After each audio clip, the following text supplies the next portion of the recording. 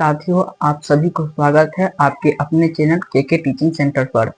तो हम लोग आज मैथ पढ़ने वाले हैं और मैथ में क्लास 10th का मैथ जो कि चैप्टर 1 है। क्लास 10th का मैथ चैप्टर 1 यानी कि वास्तविक संख्या के बारे में पढ़ने वाले हैं। आज का क्लास होगा इंट्रोडक्शन क्लास, ठीक है। तो हम सबसे पहले हम लोग बेसिक से ही शुरू करेंगे, ठीक है, ताकि हमको दिक्कत ना हो। वास्तविक संख्या को समझने से पहले हमें कई और संख्याओं के बारे में भी समझना पड़ता है, इसलिए हम लोग पूरा बेसिक से समझेंगे, ठीक है। तो आए हम लोग प्राकृतिक संख्या के बारे में शुरू से समझते हैं। प्राकृतिक संख्या, ठीक है। प्राकृतिक संख्या वैसी संख्या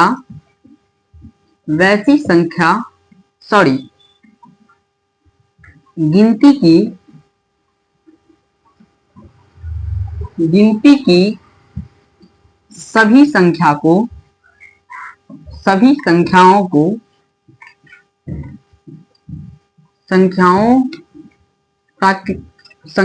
को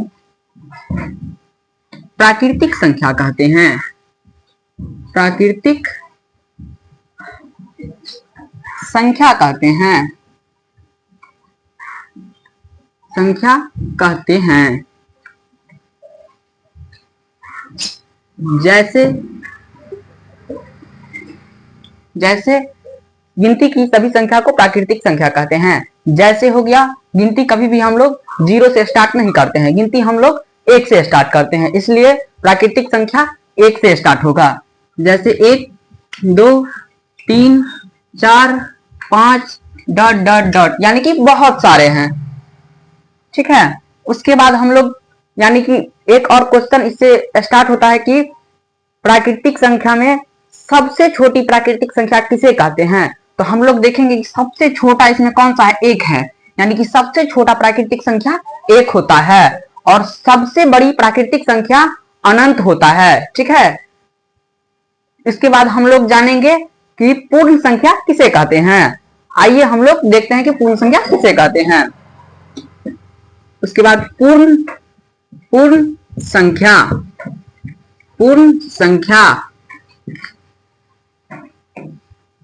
देखिए, पूर्ण संख्या वैसी संख्या को बोलेंगे यानी कि प्राकृतिक संख्या के समूह में 0 को यानी कि 0 को सम्मिलित करने से पूर्ण संख्या प्राप्त होता है। तो हम लोग लिखेंगे कि प्राकृतिक संख्या के समूह में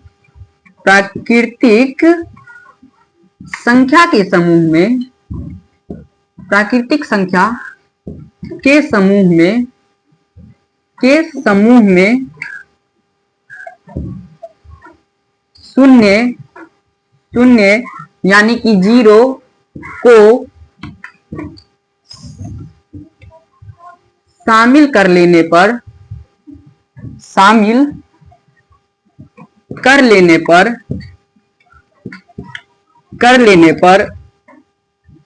पूर्ण संख्या प्राप्त होता है।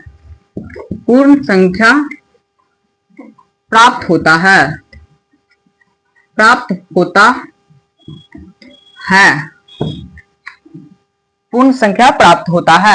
पूर्ण संख्या 1 से स्टार्ट नहीं होगा, पूर्ण संख्या 0 से स्टार्ट होता है। जैसे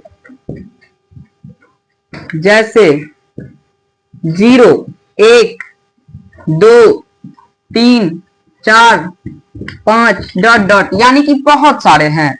हम लोग इससे एक क्वेश्चन और भी बनता है कि सबसे छोटी पूर्ण संख्या किसे कहते हैं। तो सबसे छोटी पूर्ण संख्या 0 होगा और सबसे बड़ी पूर्ण संख्या अनंत होता है, ठीक है। अब हम लोग जानेंगे कि पूर्णांक संख्या किसे कहते हैं। तो जैसे प्राकृतिक संख्या के समूह में 0 को सम्मिलित कर लेने से पूर्ण संख्या हो जाता है, वैसे पूर्ण संख्या के समूह में ऋणात्मक संख्या को शामिल कर देंगे तो वह पूर्णांक संख्या हो जाएगा, ठीक है। आइए हम लोग लिखते हैं कि पूर्णांक संख्या किसे कहते हैं। तो पूर्णांक संख्या के बारे में लिखने वाले हैं। पूर्ण संख्या के समूह में, पूर्ण संख्या के समूह में ऋणात्मक संख्या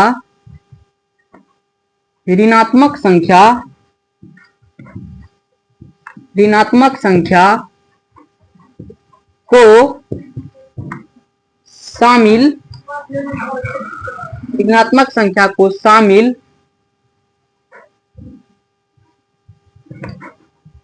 शामिल करने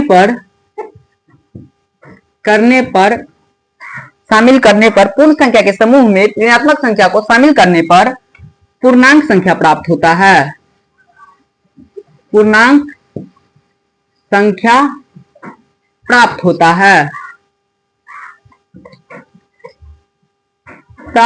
है। उदाहरण के लिए हम लोग देख सकते हैं ऋणात्मक संख्या यानी कि जो माइनस में हो, जैसे -1, -2, -3 ये सब हो गया। यानी कि जैसे में उदाहरण में हम लोग ले सकते हैं जो -1 या फिर 0, 1, 2, 3, 4, 5 ... ठीक है।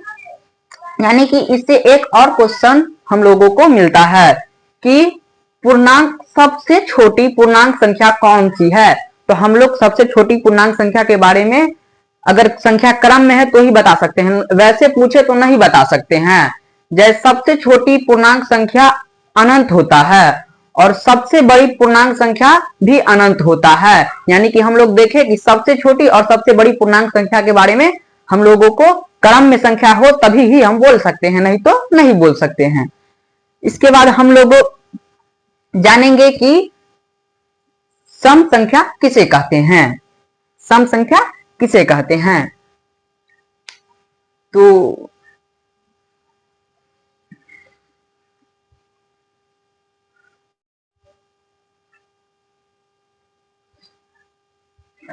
हम लोग देखेंगे कि सम संख्या किसे कहते हैं। तो सम संख्या वैसी संख्या जो 2 से विभाज्य हो उसे सम संख्या कहते हैं। जैसे हम लोग अब लिखेंगे कि सम संख्या किसे कहते हैं। वैसी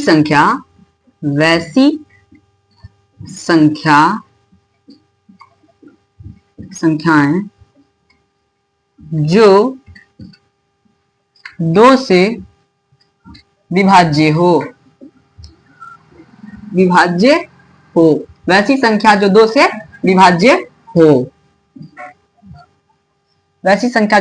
विभाज्य हो। जैसे 2, 4, 6, 8, 10 ये सब उदाहरण में हम ले सकते हैं।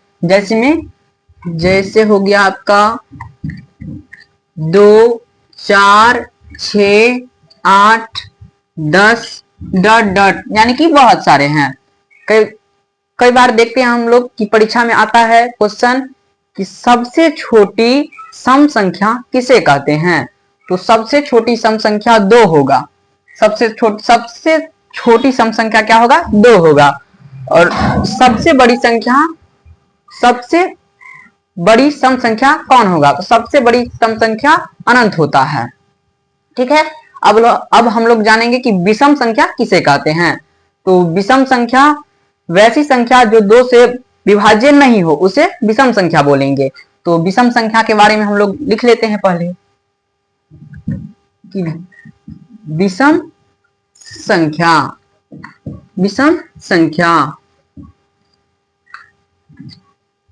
वैसी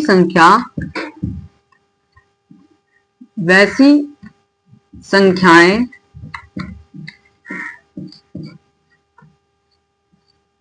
जो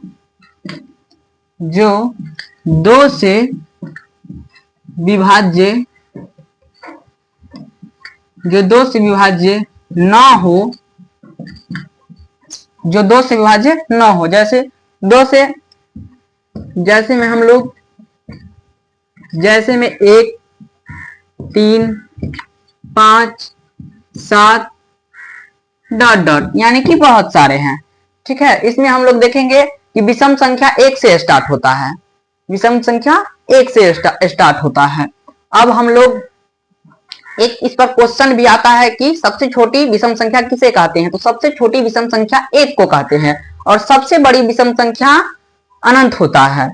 ठीक है, अब हम लोग जानेंगे कि भाज्य और अभाज्य संख्या के बारे में जानेंगे। तो सबसे पहले हम लोग जानते हैं कि अभाज्य संख्या किसे कहते हैं।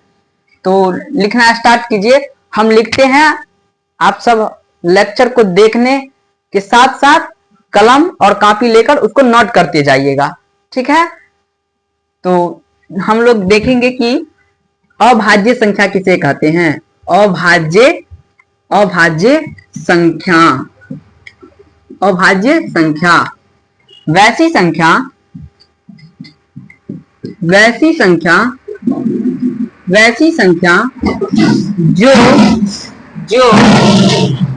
संख्या जो एक और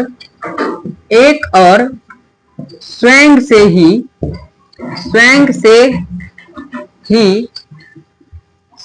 ही विभाजित हो, स्वयं से ही विभाजित हो। वैसी संख्या जो एक और स्वयं से ही विभाजित हो उसे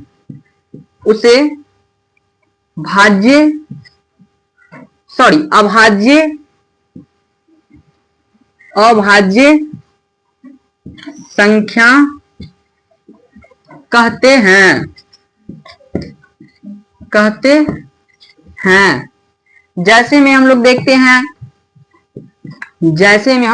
वैसी संख्या जो एक और स्वयं से ही विभाजित होता है उसे हम लोग अभाज्य संख्या बोलेंगे। कभी भी अभाज्य संख्या 1 से स्टार्ट नहीं होता है। क्यों नहीं होता है वो आगे देखेंगे। वैसी संख्या जो 1 से विभाज्य हो एवं स्वयं से ही विभाज्य होती है उसे अभाज्य संख्या कहते हैं। जैसे में सबसे छोटा भाज्य हो गया 2, उसके बाद 3, उसके बाद 5, उसके बाद 7 ... यानी कि बहुत सारे हैं। ठीक है, इसमें देखेंगे कि सबसे छोटी अभाज्य संख्या 2 होता है और कभी कभी क्वेश्चन पूछ देता है सबसे छोटी अभाज्य संख्या और सबसे बड़ी अभाज्य संख्या बताएं। तो सबसे छोटी अभाज्य संख्या 2 होता है और सबसे बड़ी अभाज्य संख्या अनंत होता है। ठीक है, और इसके बाद हम लोग जानेंगे कि भाज्य संख्या किसे कहते हैं। तो आइए हम लोग लिखते हैं भाज्य संख्या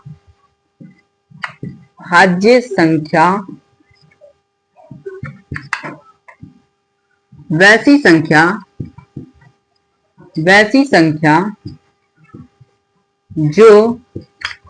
संख्या जो एक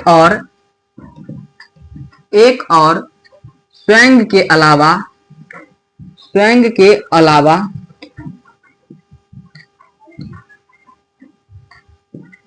कई और संख्याओं से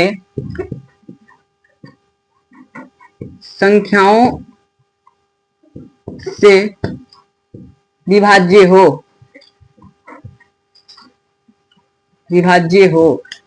जैसे में हम लोग देखेंगे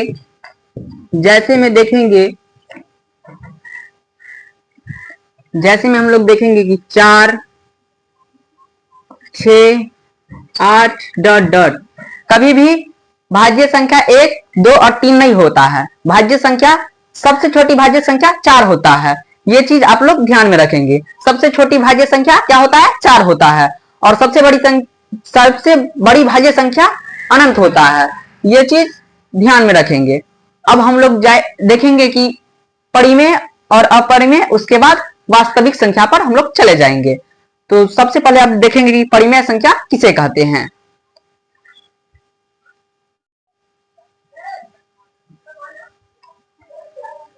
परिमेय संख्याएं वैसी संख्या जिन्हें हम p/q के रूप में लिख सकते हैं उसे परिमेय संख्या बोलेंगे।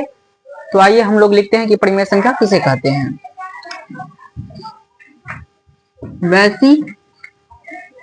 वैसी संख्या जिन्हें हम p/q के रूप में लिख सकते हैं, लिख सकते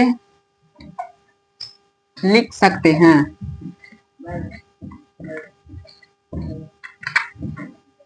जैसे उदाहरण के लिए हो गया 2/3, 5/2, जिन्हें हम P/Q के रूप में लिख सकते हैं। जैसे 2/3, 3/4। और एक और बात कि परिमेय संख्या में ऋणात्मक संख्या भी होता है। जैसे हम -2/3 भी लिख सकते हैं, यानी कि +3/2 और -3/2 दोनों हो सकता है। -5/4 ये भी हो सकता है, समझ गए। यानी कि ETC बहुत सारे होते हैं। अब हम लोग देखेंगे कि अपरिमेय संख्या किसे कहते हैं।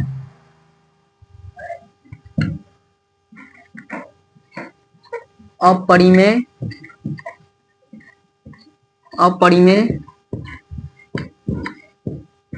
संख्या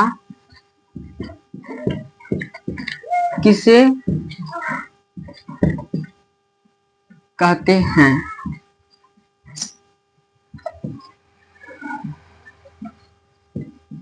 वैसी संख्या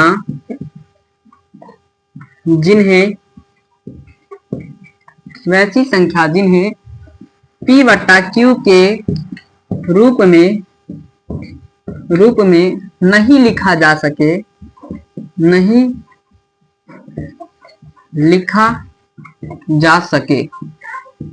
यानी कि वैसी संख्या जिन्हें हम P/Q के रूप में नहीं लिख सकते हैं। कभी भी आप √2 को और √5 को P/Q के रूप में लिख सकते हैं। बोलिए तो लिख सकते हैं, नहीं लिख सकते हैं। देखिए √2 को तो नहीं लिख सकते हैं, √5 इसको भी नहीं लिख सकते हैं, √3 इसको भी नहीं लिख सकते हैं। मान के चलिए √4 नहीं, इसको तो हम P/Q के रूप में लिख सकते हैं। क्यों? क्योंकि इसका वर्गमूल 2 होता है, ठीक है, और इन्हें हम P/Q के रूप में लिख सकते हैं, इसलिए √4 नहीं होगा। √7 ये फिर हो सकता है, यानी कि ऐसे ही डॉट डॉट बहुत सारे होते हैं, समझ गए।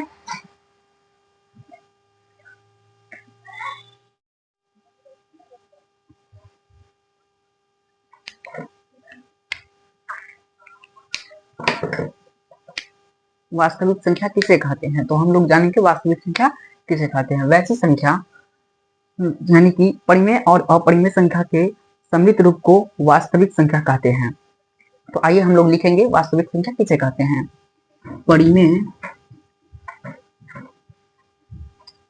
परिमेय और अपरिमेय संख्या के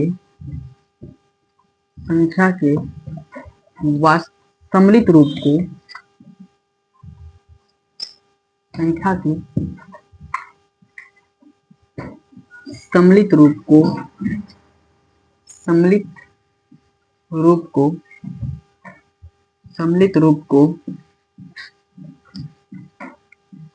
वास्तविक संख्या कहते हैं। परिमेय और अपरिमेय संख्या के सम्मिलित रूप को वास्तविक संख्या कहते हैं। उदाहरण के लिए हम लोग ले सकते हैं, जैसे √2, 1/2, 5/3, 6/4, -2/3 इत्यादि।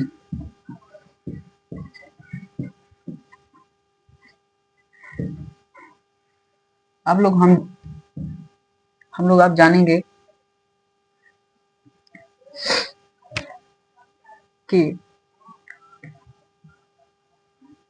सहअभाज्य, हमसे एक छूट चुका था संख्या सहअभाज्य संख्या, वो भी हम आप लोगों को बतला ही देते हैं कि सहअभाज्य संख्या किसे कहते हैं। सहअभाज्य संख्या,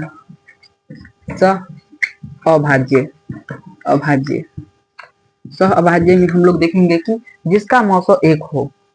क्या? तो जिसका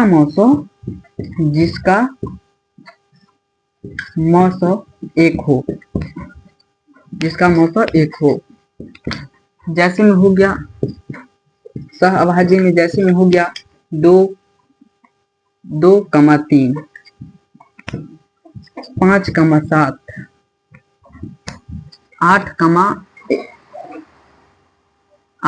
9 डॉट डॉट, यानी कि बहुत सारे हैं। समझ गए? अब जितना भी हम लोग एक क्लास में पढ़े हैं उन सभी को एक बार हम लोग रिवीजन कर लेंगे, ठीक है? और इसके बाद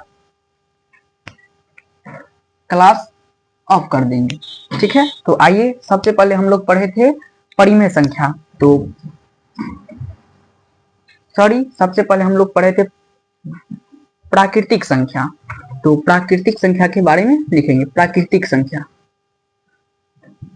सबसे पहले प्राकृतिक संख्या, तो प्राकृतिक संख्या 1, 2, 3, 4, 5 डॉट डॉट। उसके बाद पढ़े थे पूर्ण संख्या। पूर्ण संख्या, पूर्ण संख्या 0 से स्टार्ट होता है, 0, 1, 2, 3, 4, 5 डॉट डॉट। उसके बाद पढ़े थे पूर्णांक संख्या। पूर्णांक संख्या, पूर्णांक संख्या में हम लोग देखेंगे कि ऋणात्मक संख्या भी शामिल होता है। तो -1, 0, 1, 2, 3 डॉट डॉट। उसके बाद हम लोग पढ़े थे सम संख्या। सम संख्या, सम संख्या में देखेंगे कि 2 से स्टार्ट, जो 2 से विभाज्य हो, तो 2, 4, 6, 8 डॉट डॉट। उसके बाद हम लोग देखेंगे विषम संख्या। विषम संख्या, विषम संख्या जो 2 से विभाज्य न हो, 1, 3, 5, 7 डॉट डॉट। उसके बाद हम लोग पढ़े थे अभाज्य संख्या। अभाज्य संख्या, अभाज्य पढ़े थे कि वैसी संख्या जो केवल स्वयं और एक से ही विभाज्य हो उसे अभाज्य संख्या कहते हैं। तो अभाज्य संख्या में हम देखेंगे कि 2, 3, 5, 7 डॉट डॉट। उसके बाद हम लोग देखेंगे कि भाज्य संख्या किसे कहते हैं। भाज्य, भाज्य में हम लोग पढ़े थे कि जो संख्या एक और स्वयं के अलावा भी कई और संख्याओं से विभाजित होता है उसे भाज्य संख्या कहते हैं। तो जैसे में हो गया 4, 8, 6 भी हो सकता है, 10 भी हो सकता है, ठीक है? और इसके बाद हम लोग पढ़े थे सह अभाज्य। सह अभाज्य, सह अभाज्य में जैसे हो गया 2, 3, 5, 7, यानी कि जिसका मौसौ 1 हो, सह अभाज्य संख्या उसी को बोलेंगे, ठीक है? और एक हो गया वास्तविक संख्या। वास्तविक संख्या, वास्तविक संख्या, तो वास्तविक संख्या में हम लोग देखेंगे कि परिमेय संख्या और अपरिमेय संख्या का वो सम्मिलित रूप होता है, ठीक है? तो सम्मिलित रूप होता है तो परिमेय और अपरिमेय दोनों को इसमें रख देंगे, तो ये हो जाएगा वास्तविक संख्या। समझ गए? अब ये क्लास इतना ही रहने देते हैं और आप लोग प्रयास कीजिएगा इस क्लास को फिर से आप देखकर रिवीजन कर लीजिएगा और इसका नोट खुद से बनाइएगा। साथ ही साथ आगे हम लोग 1.1 अगला लेक्चर लेंगे और इस पूरे चैप्टर को हम लोग 5 लेक्चर में खत्म करेंगे। कितने लेक्चर में? 5 लेक्चर में। इस पूरे चैप्टर को हम 5 लेक्चर में खत्म करेंगे।